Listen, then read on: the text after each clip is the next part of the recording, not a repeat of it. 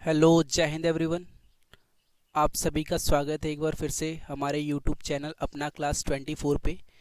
तो हमने एक्सरसाइज 1.1 कर लिया था कवर पिछले वीडियो में, और इस बार करेंगे क्लास 10 का chapter number 1 which is real number, exercise 1.2। ठीक है ना।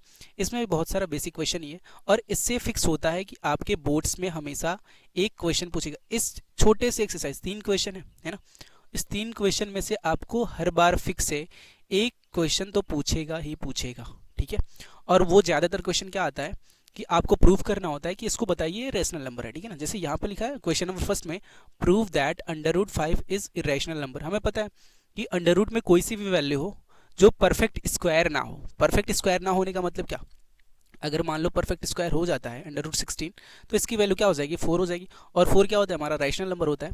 तो ऐसे ही रूट में कोई भी वैल्यू हो जो परफेक्ट स्क्वायर ना हो, जैसे 15 हो जाए, 20 हो जाए, है ना, 28 हो जाए, ऐसी ये सब वैल्यू जो परफेक्ट स्क्वायर ना हो, तो वो क्या होता है, इरेशनल नंबर होता है। लेकिन इसी चीज़ को हमें करना है क्या, प्रूफ। तो कुछ बातें हैं, थोड़ा सा समझ लो। बातें क्या है, अगर हमारे पास कोई एक वैल्यू है, मान लो मैंने माना क्या, ए स्क्वायर। ठीक है ना। अब ए स्क्वायर जो है वो क्या है, ए स्क्वायर बी से डिविजिबल है। ठीक है ना। ए स्क्वायर क्या है, बी से डिविजिबल है। तो पक्का बात है कि ए जो होगा वो बी से डिविजिबल होगा। आई बात समझ में, पक्की बात है, जो ए है वो बी से डिविजिबल होगा। अगर ये डिविजिबल है, A square is divisible by B. ठीक है ना। तो ये भी क्या होगा, डिविजिबल होगा। अब थोड़ा सा कंडीशन क्या आ जाता है, समझना जरा।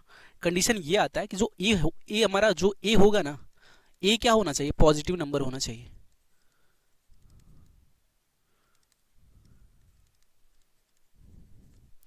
पॉजिटिव इंटीजर होना चाहिए। अब मान लो पॉजिटिव इंटीजर नहीं है, मान लो ए की वैल्यू क्या दे दिया, ए की वैल्यू -5 दे दिया। तो -5 जब ए स्क्वायर करोगे तो ये 25 तो हो जाएगा। अब 25 देखो जरा, बी की वैल्यू मैं 5 मानता हूँ। ठीक है ना। बी की वैल्यू मैं क्या मानता हूँ, 5 मानता हूँ। जब 5 से क्या करोगे, 25 को डिवाइड करोगे तो 5 मिल जाएगा। ठीक है ना। 5 मिल जाएगा, ये कैसा है, पॉजिटिव नंबर है। अब -5 को जब 5 से डिवाइड करोगे ना, तो -1 मिल जाएगा, यहाँ नेगेटिव नंबर मिल जाएगा। ठीक है ना। तो कंडीशन हमारा क्या हो जाएगा, चेंज हो जाएगा। और एक बात और नहीं होना चाहिए, एक बात वो क्या है, समझ लो जरा। ठीक है। दूसरी बात हमारी ये है कि जो हमारा ए स्क्वायर होगा ना, ए स्क्वायर वो क्या नहीं होना चाहिए, ए स्क्वायर की वैल्यू आपकी बी से छोटी नहीं होनी चाहिए। अब कैसे, मान लो बी के बराबर भी हो जाए, दिक्कत हो जाएगी ना फिर। अगर मान लो ए स्क्वायर की वैल्यू 9 हो जाए और बी की वैल्यू मैं 3 ले लूँ, बी की वैल्यू क्या ले लूँ, 3 ले लूँ। ठीक है ना। तो अब ए स्क्वायर क्या होगा, बी से डिविजिबल होगा। ए स्क्वायर को जब बी से डिवाइड करोगे तो कितना हो जाएगा, 9/3 हो जाएगा।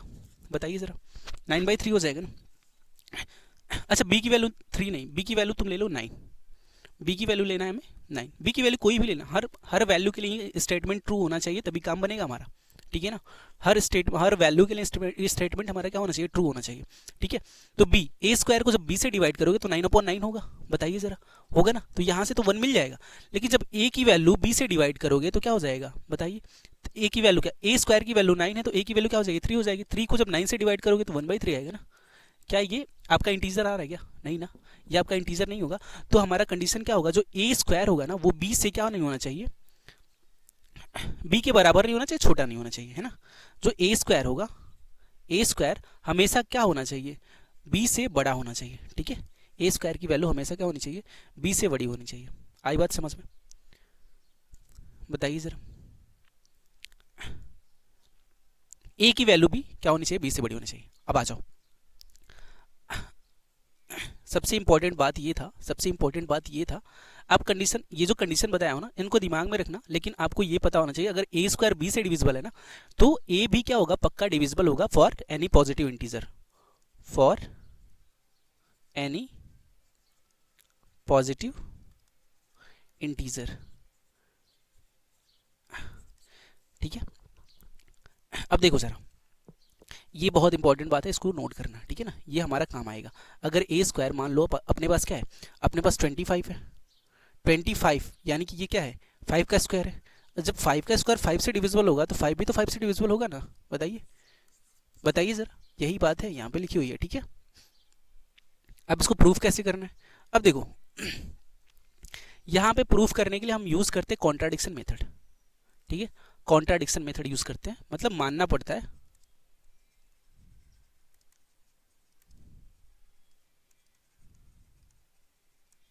कॉन्ट्राडिक्शन मेथड या फिर अजम्पशन मेथड बोलते हैं।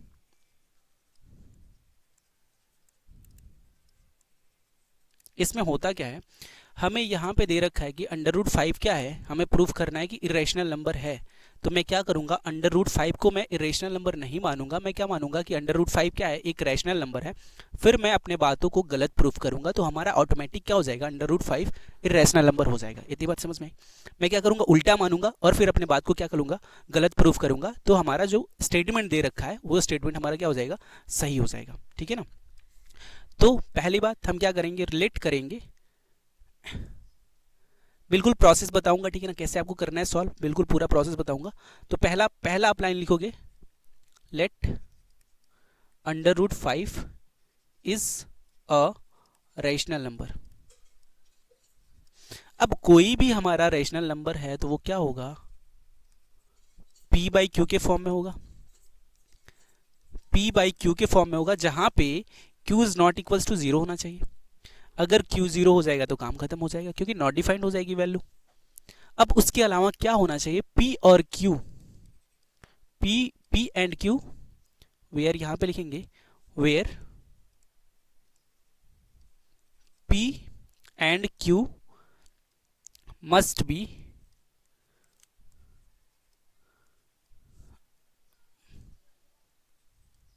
को प्राइम नंबर्स। अब को प्राइम नंबर क्या होता है, समझो जरा। को प्राइम नंबर जैसे हमारे पास एक 8 है, एक 9 है। 8 का फैक्टर 2 इंटू 2 इंटू 2 होगा, 3 का फैक्टर 9 का फैक्टर 3 इंटू 3 होगा। बताइए जरा, क्या इन दोनों में कोई कॉमन फैक्टर है क्या, नहीं है ना, नहीं है ना। तो ये दोनों क्या हो जाएंगे, को प्राइम नंबर्स हो जाएंगे। आई बात समझ में। अगर मैं बोलूं 15 और 25, तो इसका फैक्टर क्या होगा, 3 इंटू 5, और इसका क्या फैक्टर होगा, 5 इंटू 5। तो यहाँ पे 5 कॉमन दिख रहा है ना, दोनों में 5 कॉमन दिख रहा है, तो ये दोनों हमारे को प्राइम नंबर्स नहीं होंगे। और क्या हो सकता है, अगर हमारे पास एक है 27, सॉरी एक है हमारे पास 27 और दूसरा नंबर लिख देता हूँ मैं 25, चलो ठीक है 25। तो 27 को मैं क्या 3 इंटू 3 लिख सकता हूँ, और इसको 5 इंटू 5 लिख सकता हूँ। तो क्या इन दोनों में कोई कॉमन फैक्टर है क्या, नहीं ना। तो ये दोनों नंबर क्या हो जाएंगे, 25 और 27 के बाद क्या हो जाएंगे, को प्राइम नंबर्स हो जाएंगे। और दो प्राइम नंबर्स हमेशा क्या होते हैं, को प्राइम नंबर्स होते हैं, जैसे 13 और 19, ये तो हमेशा को प्राइम नंबर होगा। ठीक है ना। तो हमारे जो p और q होने चाहिए वो कैसे होना चाहिए, को प्राइम नंबर होंगे। अब जब को प्राइम नंबर होंगे तो क्या होगा कि किसी भी सेम वैल्यू से दोनों ना तो p q डिवाइड होगा और ना तो q डिवाइड होगा। तो हम वही काम करेंगे, जब प्रूफ करेंगे ना तो कोई एक ऐसा कॉमन नंबर मिलेगा जैसे p भी डिवाइड होगा q भी डिवाइड होगा। तब हमारा यहाँ पे क्या होता है कि ये हमारा जो p q होता है हमेशा को प्राइम नंबर होगा। अब जब डिवाइड होगा तो को प्राइम नंबर बचेगा ही नहीं, किसी नंबर से जब डिवाइड हो जाएगा तो को प्राइम नंबर होगा ही नहीं।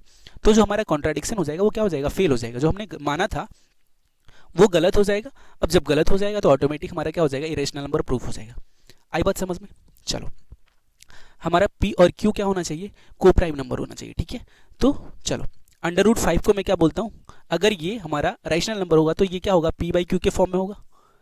बताइए जरा, इतनी बात समझ में ना। अब क्या करेंगे, स्क्वायरिंग बोथ साइड करेंगे।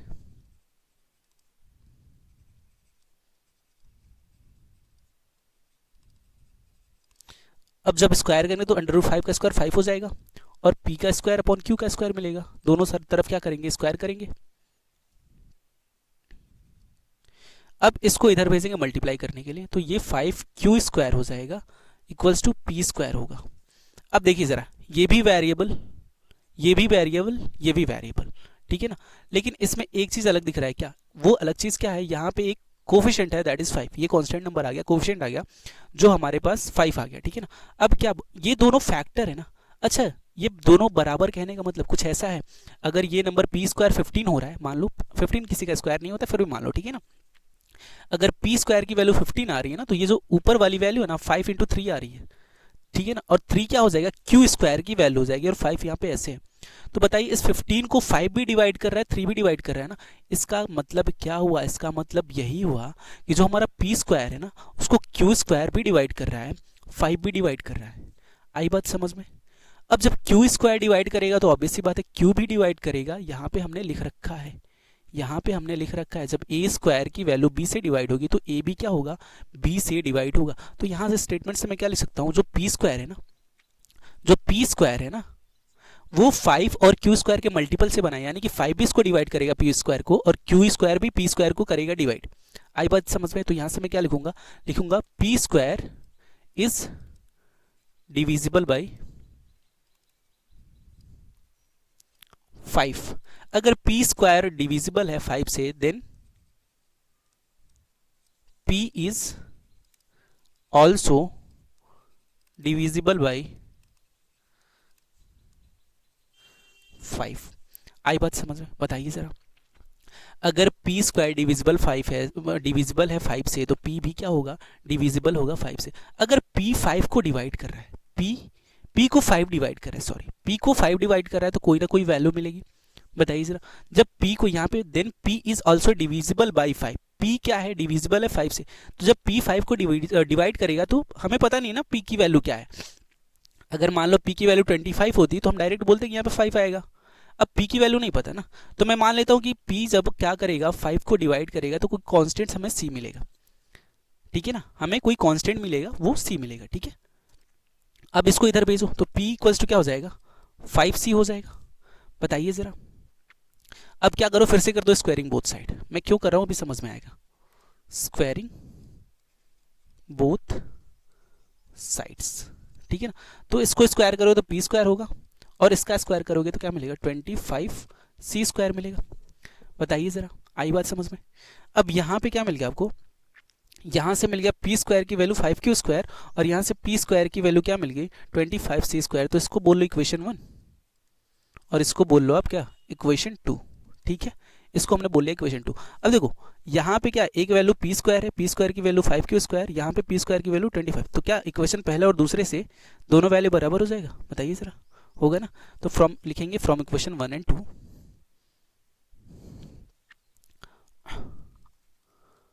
फ्रॉम इक्वेशन 1 एंड 2 जो हमारा क्या होगा, 5q स्क्वायर होगा, वो बराबर किसके होगा, 25c स्क्वायर के बराबर होगा।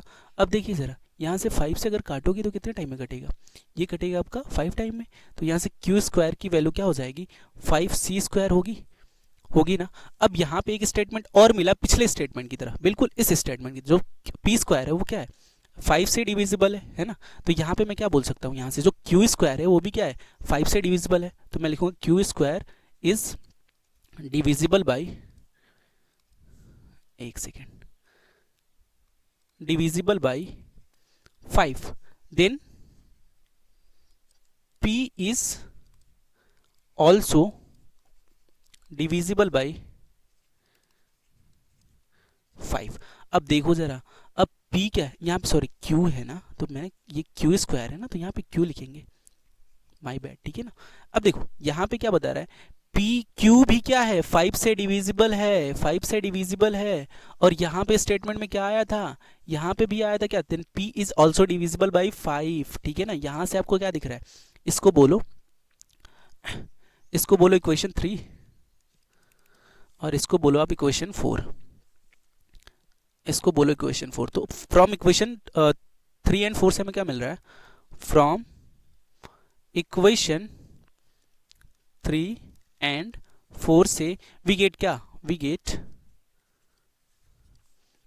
Both, sorry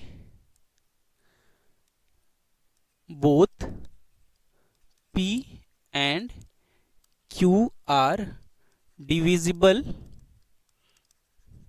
by 5. It means what? It means p and q are not co-prime numbers.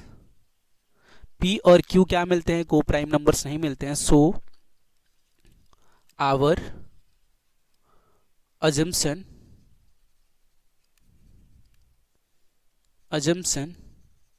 is wrong and under root 5 is irrational number। आई बात समझ में? मैं फिर से एक्सप्लेन कर देता हूँ, ठीक है ना। अब देखो एक्सप्लेन में क्या करना है हमें, हम इसको सॉल्व करेंगे कैसे, कॉन्ट्राडिक्शन मेथड से या फिर अजम्पशन मेथड से।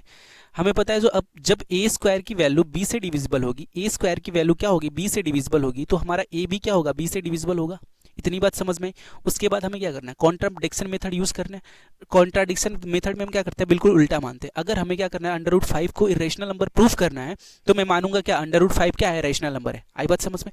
तब हम दोनों ने हमने क्या माना, अंडर रूट 5 क्या है, एक रैशनल नंबर है। जब अंडर रूट 5 रैशनल नंबर है तो पी बाई क्यू के फॉर्म में होगा। आई बात समझ में, पी बाई क्यू के फॉर्म में होगा। और कंडीशन क्या होता है, q is not equals to zero होना चाहिए। यहाँ पे देखिए जरा, q equals to not zero होना चाहिए। और जो पी और क्यू होता है ना, दोनों वैल्यू वो क्या होते हैं, को प्राइम नंबर होते हैं। और को प्राइम नंबर कैसे होते हैं, मान लो अगर आपके पास 20 दे रखा है अपॉन 15 दे रखा है, ये दोनों तो को प्राइम नंबर नहीं होते ना। 20 और 15 दोनों में 5 कॉमन है ना, कॉमन फैक्टर होगा दोनों, मतलब दोनों 5 से डिविजिबल हो जाएंगे, तो ये दोनों को प्राइम नंबर नहीं है। लेकिन हमें पता है इसको मैं क्या लिख सकता हूँ, 5 से कैंसिल करके ये 4 और ये 3, जब 4 और 3 आएगा तो ये देखो ये दोनों को प्राइम नंबर होंगे। तो दुनिया का कोई भी ऐसा नंबर होगा फ्रैक्शन के फॉर्म में ना, उसको हम क्या लिख सकते हैं, को प्राइम के फॉर्म में लिख सकते हैं। ठीक है ना। तो यही काम होगा कि जो हमारा अगर रैशनल नंबर है तो उसके जो पी और क्यू होंगे ना, वो क्या होंगे, को प्राइम नंबर्स होंगे। आई बात समझ में ना, बताइए जरा, आई ना।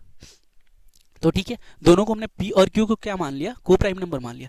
तो क्या करेंगे, फिर से स्क्वायरिंग बोथ साइड करेंगे, तो यहाँ अंडर रूट 5 का स्क्वायर करेंगे तो 5 होगा, और इसका स्क्वायर करेंगे, इन दोनों का स्क्वायर करेंगे, इन दोनों का स्क्वायर करेंगे, तो p square upon q square होगा।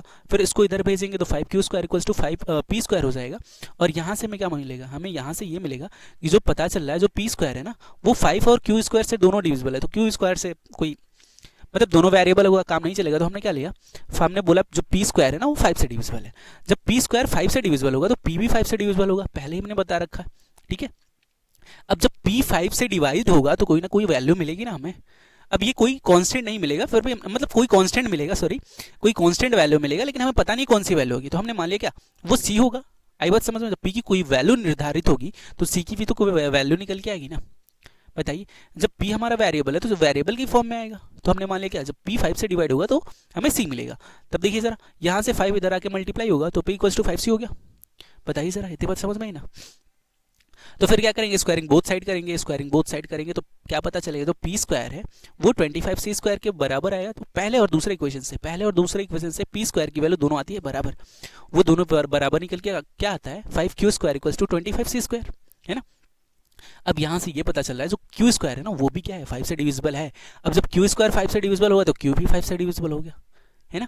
अब दोनों हमें पता क्या चला, जब हमने माना था पी और क्यू क्या होंगे, को प्राइम नंबर्स होंगे, तो दोनों 5 से डिविजिबल हो जा रहे हैं। यानी कि हमने जो कॉन्ट्राडिक्शन मेथड यूज किया था ना, जो हमने अजम्पशन किया था, अज्यूम किया था, वो क्या हो गया, हमारा फेल हो गया। जब फेल हो गया तो हमने माना क्या था, रैशनल नंबर माना था, ऑटोमेटिक क्या हो जाएगा, इरेशनल नंबर हो जाएगा। हिंस हमारा स्टेटमेंट क्या होता है, प्रूव होता है। ठीक है ना। बताइए जरा, इतनी बात समझ में आई ना, आई बात समझ में, बताए जरा।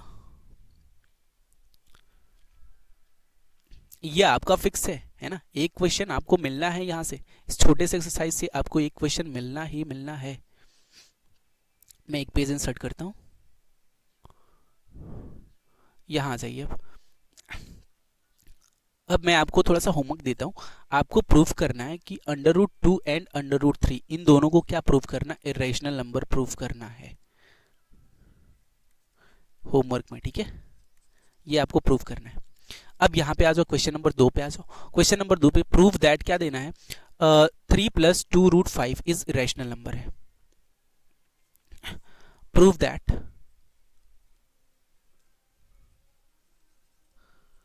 क्या है, 3 + 2√5, 3 + 2√5, ओके।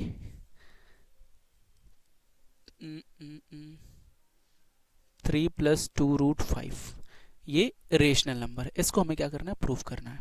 तो फिर से वही काम, कॉन्ट्राडिक्शन मेथड यूज करेंगे, तो लेट करेंगे, लेट 3 + 2√5 इज रैशनल नंबर।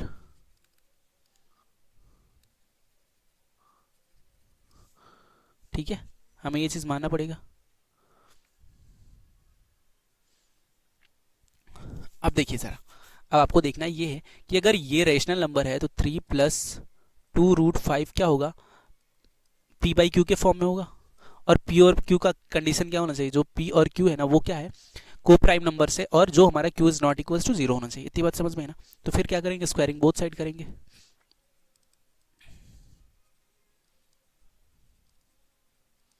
ठीक है ना, स्क्वायरिंग बोथ साइड्स करेंगे तो 3 प्लस 2√5 इसका whole square equals to p upon q इसका होल स्क्वायर होगा।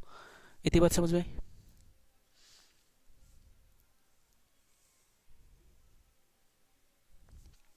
अब देखिए a square plus b square का फॉर्मूला लगा दो। ए स्क्वायर यानी कि 9 होगा प्लस 2 का 4 अंडर रूट 5 का 5 कितना हो जाएगा 4 5 20 प्लस इन दोनों का मल्टीप्लाई 6 होगा, फिर 2 से मल्टीप्लाई करेंगे 12√5 इक्वल्स टू इसका स्क्वायर करो P square upon q square.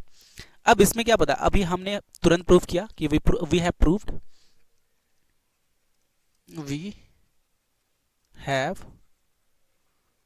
Proved under root 5 is irrational number.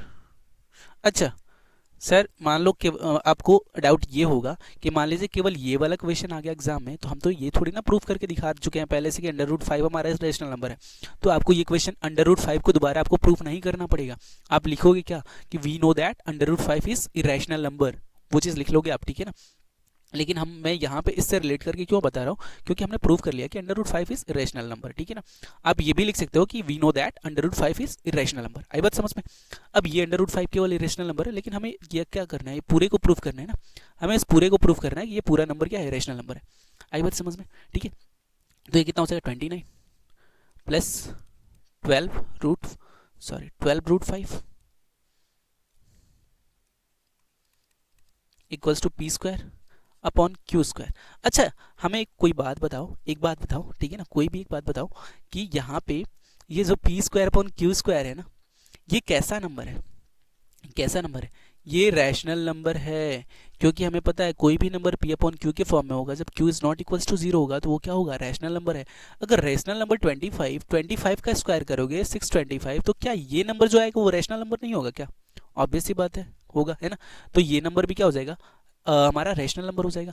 ये पूरा रैशनल नंबर और ये भी हमें क्या दिखाई पड़ रहा है, रैशनल नंबर है ना। तो मैं इसको इधर भेजूंगा, तो इधर क्या बचेगा 12√5 equals to p square upon q square, और ये इधर आके माइनस का 29 करेगा। अब ये टोटल जो नंबर आ रहा है वो क्या आ रहा है, रैशनल नंबर आ रहा है ना। बताइए जरा, ये टोटल, ये भी रैशनल नंबर, ये भी रैशनल नंबर, तो ये टोटल रैशनल नंबर हो गया ना। लेकिन यहाँ पे क्या बचा है, यहाँ पे 12 बचा है, 12 को इधर ही भेज दो यार। तो अंडर रूट 5 इक्वल्स टू 12 इधर मल्टीप्लाई में इधर आके दोनों तरफ डिवाइड में हो जाएगा, तो पी स्क्वायर अपॉन क्या हो जाएगा 12 क्यू स्क्वायर माइनस 29 अपॉन 12 हो जाएगा। बताइए जरा, होगा, ठीक है ना। तो यहाँ पे क्या पता चल रहा है, ये जो हमारा टोटल नंबर है ना, ये टोटल नंबर है ना, दिस इज रैशनल नंबर। क्या है, रैशनल नंबर है। हमने पूरे रैशनल नंबर को एक तरफ कर लिया, और ये under root 5 we know that under root 5 is irrational number. तो जो LHS होगा वो बराबर नहीं आया किसके, RHS के बराबर नहीं आया, तो हमारा कॉन्ट्रडिक्शन क्या हो जाएगा, फेल हो जाएगा, होगा, ठीक है। तो लिखेंगे क्या, LHS is not equals to RHS, so our assumption is wrong.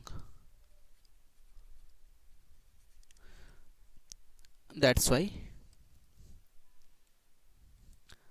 is why 3 plus 2√5 is irrational number. बताइए जरा, इतनी बात समझ में आई?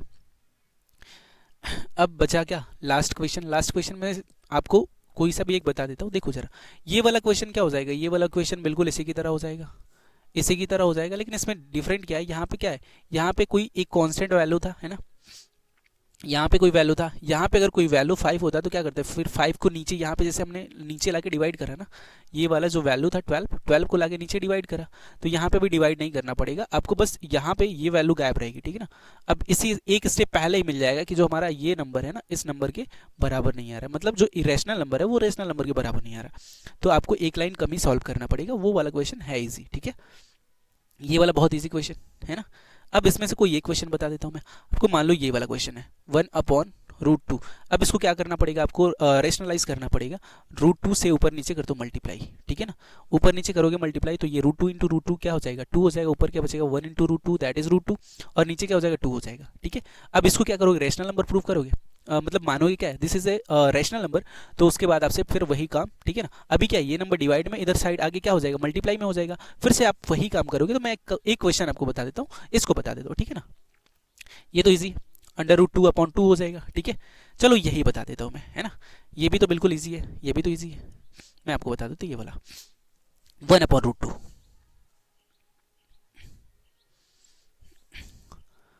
1/√2 हमें इसको क्या करना है, प्रूव करना है कि दिस इज इरेशनल नंबर, ये हमें प्रूव करना है। वी हैव टू प्रूव, ठीक है ना। हमें क्या प्रूव करना है, वी हैव टू प्रूव जो 1/√2 है क्या है, वो एक रेशनल नंबर है, ठीक है ना। तो मैं क्या करूंगा, let 1/√2 is a rational number, ठीक है।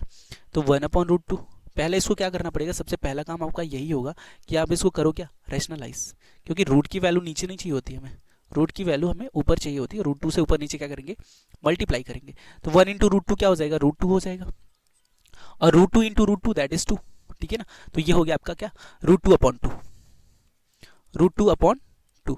अगर ये रेशनल नंबर होगा तो ये पक्का p/q के फॉर्म में होगा। जब स्क्वायरिंग बोथ साइड करोगे क्या होगा, स्क्वायरिंग बोथ साइड, ना स्क्वायरिंग बोथ साइड ना करना, काम बिगड़ जाएगा, क्योंकि ये भी क्या हट जाएगा, ठीक है ना। तो कहीं रेशनल नंबर बचेगा ही नहीं। अगर स्क्वायरिंग बोथ साइड करोगे, √2 का स्क्वायर 2 हो जाएगा या 4 हो जाएगा, सारे हट जाएंगे ना फिर, तो वहां से दिक्कत हो जाएगी आपको। तो यहाँ से आप ये काम करोगे, ये रेशनल नंबर है, आप इसको इधर भेज देना, √2 इक्वल्स टू p/q × 2 हो जाएगा, यानी कि 2p/q हो जाएगा, 2p/q हो जाएगा। अब हमें पता है क्या, this is rational number, this is a rational number. Rational number कैसे, p/q के फॉर्म में कोई भी नंबर होगा दैट इज रेशनल नंबर, और 2 से मल्टीप्लाई किया, 2 तो रेशनल नंबर होगा, और rational number multiply by rational number always क्या होता है, रेशनल नंबर होता है, ठीक है। और ये क्या होता है, दिस इज इरेशनल नंबर √2 वाली। तो जो हमारा LHS है ना, वो बराबर नहीं आया किसके, RHS के, ठीक है ना। जब बराबर नहीं आया तो क्या बोलेंगे, जो हमारा 1/√2 है that is a irrational number. बताइए जरा, आई बात समझ में, है ना। और यहां से आपका फिक्स से एक क्वेश्चन आना ही आना है ना। आपका ये वाला क्वेश्चन रहेगा होमवर्क, और ये वाला क्वेश्चन रहेगा होमवर्क। जो भी डाउट होगा you can ask your doubt on this number, है ना।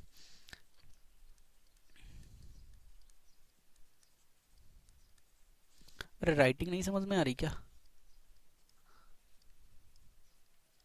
राइटिंग तो बहुत अच्छी होती है हमारी, ठीक है। ये हमारा नंबर है। आपका सिंगल सा भी डाउट हो you can ask on the directly WhatsApp, ठीक है ना। डायरेक्टली आप व्हाट्सएप पे पूछ सकते हो, अगर आपको कोई सा भी डाउट है, आप क्वेश्चन का पिक्चर क्रॉप करके व्हाट्सएप पे भेजना, आपको इंस्टेंट सॉल्यूशन मिलेगा, है ना। अपना डाउट सेशन भी चलता है। और देखो यार, अगर आपको मैथ्स पढ़ना है ना, बोर्ड्स का मैथ्स पढ़ना है, तो यहाँ पे आ जाओ, परफेक्ट होगा। मैं आपको एक वीडियो में बना के दिखाऊंगा, जो हमने पढ़ाया ना, बहुत दिन नहीं हुआ हमें पढ़ाते हुए, लेकिन हाँ देखो, ऑफलाइन तो मैं पढ़ाता हूँ, ठीक है। ऑनलाइन बहुत ज़्यादा दिन नहीं हुआ पढ़ाते हुए, लेकिन जितने भी क्वेश्चन ऑनलाइन मैंने पढ़ा रखा है ना, तो आपका जो इस बार का यूपी बोर्ड्स का 2025 का एग्जाम था ना, यूपी बोर्ड के सारे क्वेश्चन जो 6 मार्क्स वाले सारे क्वेश्चन हमने यूट्यूब चैनल पे अपने पढ़ा रखे, सारे क्वेश्चन करा रखे, और बहुत ज़्यादा लेंदी नहीं है ना, बहुत ज़्यादा लेंदी भी नहीं है। मैं उसका अलग से वीडियो बनाऊंगा, जितने सारे क्वेश्चन मैथ्स के वो डायरेक्टली, ठीक है। और देखो, बच्चे जो एग्जाम दे के आए ना, उनका 100/100, जैसे मेरा रिजल्ट आएगा ना उनका, मैं आपको रिव्यू डालूंगा उसका, बच्चों ने पढ़ाई कैसे किया था, उनका 100/100 कैसे आया। 2 बच्चियां हैं, है ना। हमारी ऑफलाइन सेंटर है, वहाँ पे बहुत बड़ी सेंटर नहीं है, आई जस्ट स्टार्टेड, ठीक है, बहुत ज़्यादा दिन नहीं हुआ स्टार्ट किए, तो लेकिन जो भी पढ़ाई होता है ना यार, मेहनत से होता है, ठीक है। तो यहाँ पे आप जुड़ो, और जैसे ही रिजल्ट आता है तो मैं आपको रिव्यू डालूंगा, है ना। बच्चों ने पढ़ाई कैसे करा था, कितने अच्छे मार्क्स आए उनके, मैं वो रिव्यू डालूंगा, अब देखना, ठीक है। यहाँ पे आओ यार, जुड़ो हमारे, अगर चैनल को सब्सक्राइब नहीं किया ना, पहली बार देख रहे हो तो सब्सक्राइब करो यार, क्योंकि यहाँ पे बस पढ़ाई होती है, वो भी पूरी ईमानदारी के साथ, ओके। तो बस इतना ही यार आज के लिए, जय हिंद एवरीवन, पढ़ाई करते रहो यार।